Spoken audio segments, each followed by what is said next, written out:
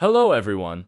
Today I will demonstrate how to adjust brightness and color on the Colorlight's Universe series video splicing processor on the web interface. First, to adjust the overall display effect, click Display Settings on the right-hand toolbar.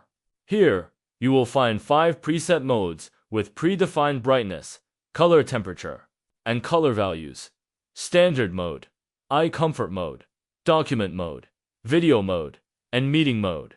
You can also manually adjust the brightness, color temperature, and color values using the sliders. If needed, click the Reset button in the lower right corner to return to the default values of the selected mode. Next, to fine-tune the display for a specific input source, go to Input Configuration and select the signal you want to adjust. Then click Color and Brightness. You can manually drag the sliders to adjust brightness, compensation, contrast, saturation, and hue. You can also adjust the single color ratios for more precise tuning. And that's it. Your brightness and color settings are now complete.